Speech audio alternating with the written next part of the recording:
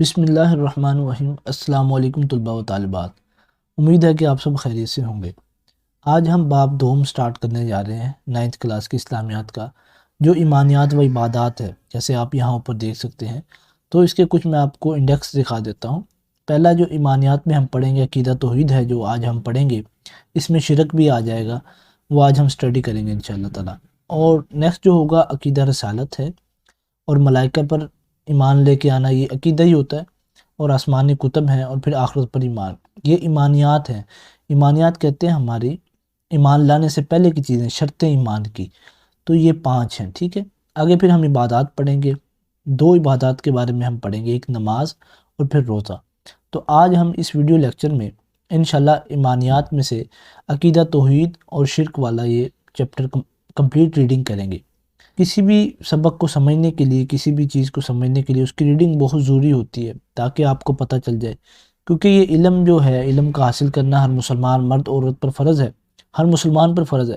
بلکہ اگر آپ اسلامیات کی سٹڈی کر رہے ہیں، اسلامیات کی ریڈنگ کو سمجھ رہے ہیں آپ، جو اس کتاب میں ہمیں سلیبس میں دیا گیا ہے، تو یہ تو آپ کی عبادت ہے، کیونکہ آپ دین کو سمجھ رہے ہیں، ٹھیک ہے۔ تو شروع کرتے ہیں آج کا لیکچر۔ تو پہلے دیا ہوا ہے ہمیں توحید کے لغوی معنی ایک ماننا اور یکتا جاننے کے ہیں۔ ایک ماننا اور یکتا جاننا توحید کے لغوی معنی ہیں، جو کہ گرامر کے لحاظ سے ہیں۔ پھر شریعت کے اصلاح میں اللہ تعالیٰ کو اس کی ذات و صفات اور جملہ اوصاف و کمالات میں یکتا اور بے مثل ماننا۔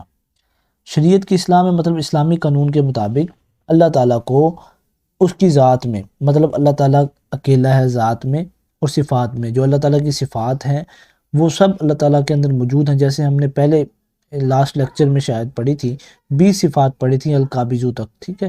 تو یہ اللہ تعالیٰ کو صفات میں ماننا، اور جملہ اوصاف، جتنی اللہ تعالیٰ کی صفتیں ہیں اور کمالات ہیں جو اللہ تعالیٰ کر سکتے ہیں اور کر رہے ہیں، جو اللہ تعالیٰ کے ہم پر احسانات ہیں، اس میں ماننا، یکتا اور بے مثل ماننا، کہ اللہ کی کوئی مثال نہیں۔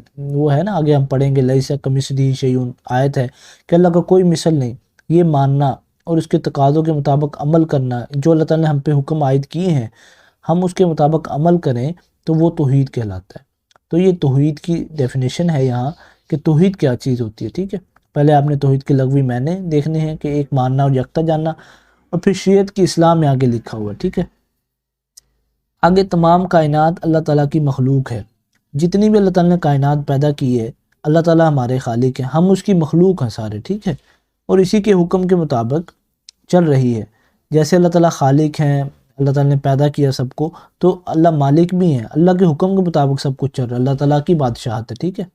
کائنات میں اس کے سوا کوئی معبود نہیں ہے، صرف عبادت کس کی کر سکتے ہیں ہم؟ اللہ تعالیٰ کی عبادت قابل قبول ہے، باقی کسی کی عبادت قابل قبول نہیں، وہ تمام عیبوں سے پاک ہے۔ جو ہم سبحان اللہ کہتے ہیں نا، سبحان اللہ، تو اس میں یہی ہے کہ اللہ کی ذات ہر عیب سے پاک ذات ہے، ٹھیک ہے۔ اور پھر ہے تمام کمالات کا مالک کون ہے؟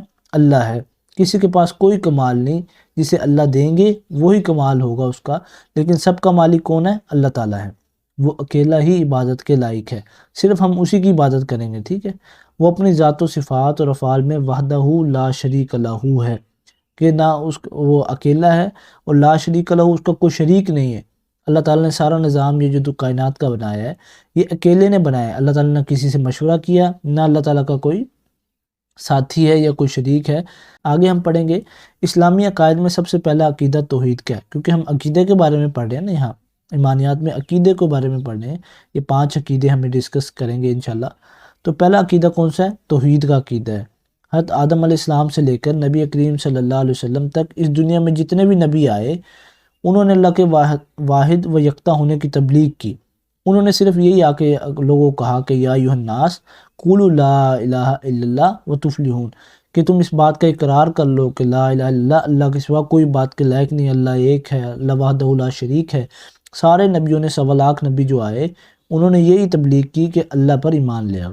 کوئی شخص عقیدہ توحید کے بغیر اور اللہ تعالیٰ کی وحدانیت کا اقرار کیے بغیر دائرہ اسلام میں داخل نہیں ہو سکتا۔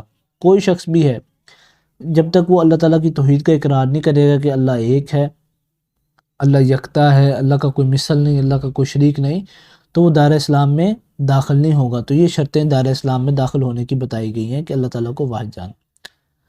تو آگے ہمیں دیا گیا عقیدہ توحید کی اہمیت۔ تو عقیدہ توحید کی بڑی اہمیت ہے. توحید کے بغیر تو انسان ایمان کے دائرے میں نہیں داخل ہوتا نا. تو قرآن مجید میں عقیدہ توحید پر بہت زور دیا گیا ہے.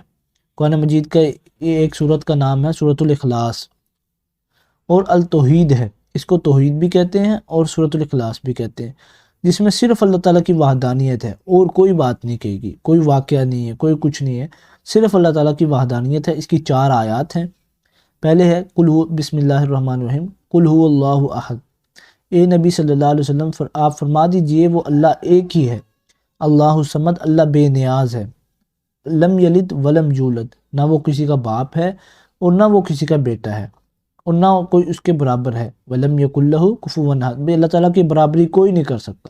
صرف اللہ تعالیٰ کی وحدانیت اس صورت میں بیان کی گئی ہے. تو آپ نے اس کو لازمی دیکھنا ہے. اگر آپ اس ریڈنگ والے لیکچر کو پورا دیکھ لیں گے تو آپ کے سارے کنسیپٹس عقیدہ توحید کے بارے میں کلیئر ہو جائیں گے انشاءاللہ تعالیٰ. تو یہ آپ کو صرف 9th میں کام نہیں آئیں گے، یہ 1st ایئر میں، 2nd ایئر میں، 10th میں بھی یہی باتیں چلیں گی. انہی کی تھوڑی سی آگے تشریح ہی ہوگی. اگر آپ ابھی غور سے پڑھ لیں تو ابھی آپ کے پاس فارغ وقت بھی ہوتا ہے. جب آگے دوسری بڑی کلاسیں آ جاتی ہیں 1st ایئر 2nd ایئر، جسے ہم FSC ICS کہتے ہیں، تو اس میں سائنس کے سبجیکٹ کا اتنا بوجھ ہوتا ہے بندے کے اوپر کہ بندہ ان کو اسلامیات وغیرہ کو اتنا وقت نہیں دے پاتا. تو ابھی سے آپ کوشش کریں کہ اسلامیات کو غور سے پڑھیں، ترجمہ بھی پڑھیں قرآن کا اور احادیث پر بھی غور کریں. اچھا، عقیدہ توحید کو تمام امور دین پر اہمیت اور اولیت حاصل ہے. سب سے اول کیا چیز ہے؟ عقیدہ توحید ہے. اس کے بغیر کوئی بھی عبادت اور عمل قبول نہیں ہوتا. اللہ تعالیٰ کا بندوں پر اہم ترین حق اس کی وحدانیت پر ایمان رکھنا ہے.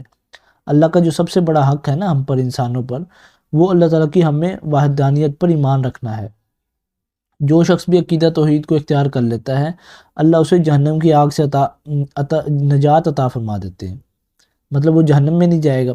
اور اللہ تعالیٰ کو ربوبیت، الوہیت، اسماء اور صفات میں اکیلا اور یکتا تسلیم کیا جائے، یہ عقیدہ توحید کی تفصیل ہے. آگے ہم اب تفصیل پڑھیں گے اس کی. پہلے اس کی اقسام پڑھیں گے. پہلی اقسام جو ہے وہ ہے توحید ربوبیت. اس کا ابھی آپ کو یہ لفظ نیا لگ رہا ہوگا، توحید ربوبیت. ہم اس کی ڈیٹیل پڑھتے ہیں. کیا چیز ہے یہ توحید ربوبیت؟ یہ ہے کہ انسان اس بات پر ایمان لائے کہ اللہ ہی ہر چیز کا خالق و مالک اور رازق ہے. 3 چیزوں کا اقرار کرنا کہ اللہ کے سوا کوئی خالق، مالک، رازق بھی نہیں ہے. اور کون ہے اس ساری دنیا کا، سارا انسانوں کا خالق مالک؟ صرف اللہ ہے. اور رازق بھی اللہ ہی ہے، رزق بھی اللہ ہی دیتے ہیں. اس میں کوئی اور اس کا شریک نہیں ہے، صرف اللہ اکیلے کر رہے ہیں. ٹھیک ہے. آگے قرآن کی آیت کا ترجمہ ہے، اللہ ہی ہے جس نے تمہیں پیدا فرمایا. سب کو ہمیں اللہ تعالیٰ نے پیدا فرمایا. ہمیں تو پتہ بھی نہیں تھا ہم کون ہیں، کیسے پیدا ہوں گے، کس طرح. یہ سب اللہ تعالیٰ نے کیے. پھر اس نے تمہیں رزق عطا فرمایا. اللہ ہمیں رزق عطا فرماتے ہیں. پھر اللہ تعالیٰ ہمیں موت دیں گے. پھر وہ تمہیں موت دیتا ہے. پھر وہی تمہیں زندہ فرمائے گا. کیا تمہارے شریکوں میں بھی کوئی ایسا ہے؟ یہ مشرکین سے بات کی جا رہی ہے. جو ان میں سے کوئی بھی کام کر سکتا ہو وہ اللہ پاک ہے اور بہت بلند ہے اس سے جو وہ شریک ٹھہراتے ہیں. جو لوگ شریک ٹھہراتے ہیں اللہ تعالیٰ کا، لوگ بتوں کی پوجا کرتے ہیں، تو اللہ تعالیٰ انہیں فرما رہے ہیں کہ اللہ تعالیٰ بہت بلند ہے اس سے جسے آپ شریک ٹھہراتے ہو. ٹھیک ہے. تو یہ قرآن پاک کی آیت کا ترجمہ تھا. آگے دوسری اقسام ہے توحید الوہیت. توحید الوہیت سے مراد یہ ہے کہ اس بات پر ایمان لایا جائے کہ صرف اللہ تعالیٰ ہی معبود برحق ہے. پہلے اس پہ ہم نے ایمان لایا کہ اللہ نے ہمیں پیدا کیا، یہ ربوبیت پہ. اور الوہیت جو ہے وہ یہ ہے کہ معبود برحق، صرف عبادت کے لائق بھی اللہ تعالیٰ ہی ہے. کسی اور کی عبادت کرنا قطعاً جائز نہیں ہے. صرف اللہ تعالیٰ کی عبادت کرنا جائز ہے. اور پھر ساری زندگی اللہ کے احکام کے تحت گزارنا توحید الوہیت ہے. ٹھیک ہے. یہ جو ٹرم آپ کو دی گئی ہے توحید الوہیت. تو آگے اس کا ایک ریفرنس دیا گیا قرآن مجید کی آیت کا ترجمہ ہے جس کا، تو جو شخص اپنے رب سے ملاقات کی امید رکھتا ہو تو اسے چاہیے کہ نیک عمل کرے اور اپنے رب کی عبادت میں کسی کو شریک نہ کرے. جو بھی اللہ تعالیٰ سے ملاقات کے مشتاق ہے اسے چاہیے کہ وہ اللہ تعالیٰ کی عبادت کرے اور نیک عمل کرے. اچھا، تیسری اقسام توحید کی ہے توحید اسماء و صفات. اسماء و صفات بھی پڑھ سکتے ہیں آپ کو. ٹھیک ہے. اللہ تعالیٰ کو اس کے اسماء وہ ہیں اللہ تعالیٰ کے جو 99 نیمز ہم قرآن میں پڑھتے ہیں شروع میں. پچھلے لیکچر میں بھی 20 تھے وہ تقریباً القابض تک. تو صفات میں یکتا اور تنہا ماننا توحید اسماء و صفات ہے. یعنی اعتقاد رکھنا، یقین رکھنا کہ جس طرح اللہ تعالیٰ اپنی ذات کے اعتبار سے واحد اکیلا اور یکتا ہے، اسی طرح وہ اپنے اسماء و صفات اور افعال میں بھی واحد اور یکتا ہے۔ پہلے ہم نے توحید پڑھی، پھر ہم شرک پڑھیں گے اور اس کی اقسام پڑھیں گے۔ جو شخص عقیدہ توحید پر ایمان نہیں رکھتا وہ شرک کا ارتکاب کرتا ہے۔ اچھا، جو توحید پر ایمان نہیں رکھے گا نا وہ شرک کر رہا ہوگا۔ عقیدہ توحید کا انکار کیا ہے؟ شرک ہے۔ شرک کا لفظی معنی جو ہے حصہ دار اور ساجی ٹھہرانا ہے، کہ کسی کو حصہ دار ٹھہرانا کسی چیز کا۔ شریعت کی اصلاح میں ربوبیت، الوہیت اور اسماء و صفات میں کسی کو اللہ تعالیٰ کا شریک اور حصہ دار بنانا شرک کہلاتا ہے۔ یہ شرک کی آپ کو ڈیفینیشن دی گئی ہے۔ تو شرک کے بارے میں آگے ہم پڑھیں گے بھی، لیکن شرک ایک ایسا عمل ہے کہ اللہ تعالیٰ کہتے ہیں شرک کسی نے اگر ذرہ برابر بھی کیا نا تو وہ جنت کی خوشبو بھی نہیں سونگھ سکتا، اس کا جہنم میں جانا لازمی ہو جاتا ہے۔ تو اللہ تعالیٰ کو شرک بڑا ناپسند ہے۔ ذات پہلی اقسام اس کی جو ہے وہ ہے ذات میں شرک۔ اس سے یہ مراد ہے کہ اللہ تعالیٰ کا ہمسر اور برابر سمجھنا، کہ جیسے اب اللہ تعالیٰ نے ساری دنیا کو بنایا تو ہم یہ تصور کریں، اللہ معاف کرے، کہ اللہ تعالیٰ کے ساتھ کوئی اور بھی ہے جس نے یہ بنایا، تو یہ شرک کہلائے گا اللہ تعالیٰ کی ذات میں۔ یا اللہ تعالیٰ کو کسی کی اولاد سمجھنا کہ اللہ تعالیٰ کو کسی نے پیدا کیا، یا کسی کو اللہ تعالیٰ کی اولاد سمجھنا کہ کوئی اللہ تعالیٰ کی اولاد ہے، جیسے یہ یہودی وغیرہ عیسائی کہتے ہیں کہ یہ حضرت عیسیٰ علیہ السلام اللہ تعالیٰ کی اولاد ہے، تو یہ غلط باتیں، ٹھیک ہے۔ یعنی اللہ تعالیٰ کی ذات کے سوا کسی اور کو ماننا یا کسی کو اللہ تعالیٰ کی بیٹی یا بیٹا ماننا اللہ تعالیٰ کی ذات میں شرک کہلاتا ہے۔ جیسے ہم نے پہلے سورہ اخلاص کا ترجمہ پڑھا، نہ وہ کسی کا باپ ہے اور نہ وہ کسی کا بیٹا، یہ اللہ تعالیٰ نے فرمایا، ٹھیک ہے۔ دوسری اقسام ہے اس کی یہ ہے الوہیت میں شرک، اللہ تعالیٰ کی ذات کے علاوہ کسی اور کی عبادت کے لائق سمجھنا، یہ اللہ تعالیٰ کے ساتھ کسی اور کو عبادت میں شریک کرنا الوہیت میں شرک کرنا ہے۔ مطلب ہم اللہ تعالیٰ کی عبادت کے ساتھ کسی اور کو بھی اگر اس میں شریک کریں گے یا یہ سمجھیں گے کہ اللہ تعالیٰ کے سوا ہم کسی اور کی بات کریں تو یہ الوہیت میں شرک ہے۔ اس کا ترجمہ ہے کہ تم اس کے سوا کسی کی عبادت نہ کرو۔ یہ سورۃ بنی اسرائیل کی آیت نمبر 23 ہے، اللہ تعبدوا الا ایاہ۔ تو نیکسٹ جو ہمارے پاس ہے صفات میں شرک، اللہ تعالیٰ کے علاوہ کسی اور کی ذات اور شخصیت میں اللہ تعالیٰ جیسی صفات ماننا کہ یہ بندہ تو بڑا معاف کرتا ہے، تو بھئی سب سے زیادہ معاف کرنے والے کون ہے؟ اللہ ہے۔ تو اللہ تعالیٰ کی ذات اور صفات میں شرک ہمیں کسی صورت بھی جائز نہیں ہے۔ یعنی اللہ تعالیٰ جیسی صفات، اس جیسا علم اور قدرت کسی دوسرے کے لیے سمجھنا اللہ تعالیٰ کی صفات میں شرک ہے۔ لیس کمثلہ شیء، اس جیسی کوئی شے نہیں، اس کا کوئی مثل نہیں، یہ ہے، ٹھیک ہے۔ تمام مخلوق اللہ تعالیٰ کی محتاج ہے، ہم سب اللہ تعالیٰ کی محتاج ہے کیونکہ اللہ نے ہمیں پیدا کیا ہے، اور جو صفات اللہ میں پائی جاتی ہیں وہ اللہ تعالیٰ کی کامل صفات ہیں، اور جو ہمارے اندر تھوڑی بہت صفات ہوتی ہیں وہ اللہ تعالیٰ کی طرف سے عطا کردہ ہوتی ہیں، وہ ہماری ذاتی نہیں ہوتی، ٹھیک ہے۔ آگے عقیدہ توحید کے اثرات پڑھیں گے ہم۔ جو شخص بھی عقیدہ توحید کو اختیار کر کے اس پر عمل پیرا ہوتا ہے، جو شخص بھی عقیدہ توحید کو اختیار کر لیتا ہے یعنی کلمہ پڑھ لیتا ہے اور اس پر عمل پیرا ہوتا ہے، تو اللہ تعالیٰ کی ذات و صفات اور اس کی عبادت میں کسی کو شریک ٹھہرانے سے بچ جاتا ہے، اس کی زندگی پر نہایت خوشگوار اثرات مرتب ہوتے ہیں۔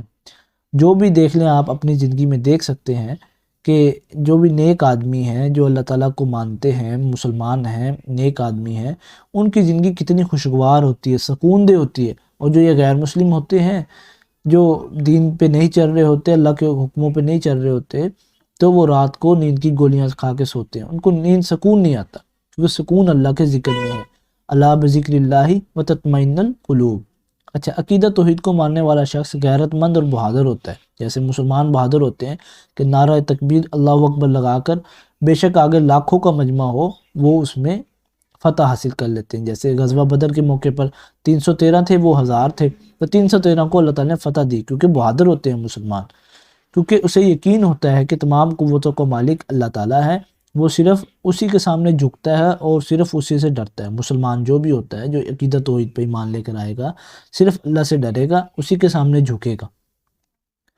اچھا، عقیدہ توحید پر ایمان رکھنے سے انسان میں عجز و انکسار پیدا ہوتا ہے، عاجزی پیدا ہوتی ہے بندے میں، بندہ اپنے آپ کو کم سمجھتا ہے، بلکہ جو کچھ بھی اللہ تعالیٰ نے ہمیں عطا کیا وہ سمجھتا ہے کہ جو اللہ نے دیا ہے ہمیں، یہ اللہ تعالیٰ کا عطا کرتا ہے، یہ ہم خود، ہمارا اس میں کوئی کمال نہیں۔ عقیدہ توحید پر ایمان رکھنے والا شخص تنگ نظر نہیں ہوتا، اس کی نظر وسیع ہوتی ہے، اس کا اس بات پر ایمان ہوتا ہے کہ تمام کائنات کا خالق اور سب کو پالنے والا اللہ ہے۔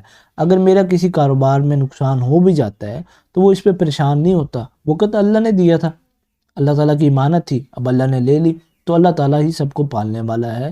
اسی وجہ سے وہ ساری مخلوق کی بھلائی اور بہتری چاہتا ہے، ہر کسی کے ساتھ اچھا سلوک کرتا ہے جس کا عقیدہ توحید اللہ تعالیٰ پر ایمان ہوتا ہے۔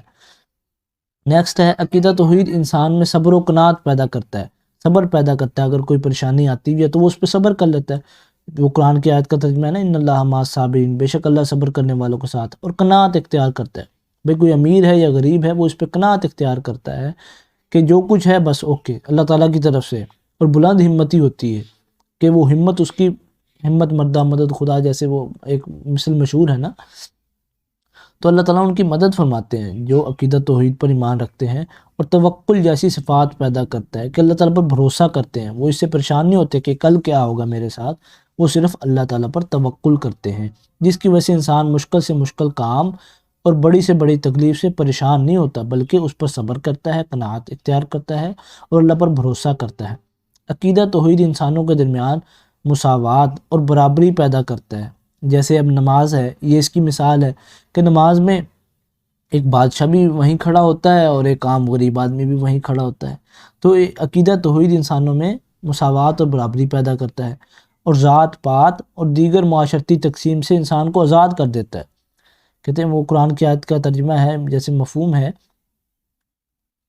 کہ جو ہم نے قبیلے وغیرہ بنائے ہیں یہ تمہاری قوموں کی شناخت کے لیے بنائے ہیں، ورنہ سارے انسان مسلمان آپس میں بھائی بھائی ہیں۔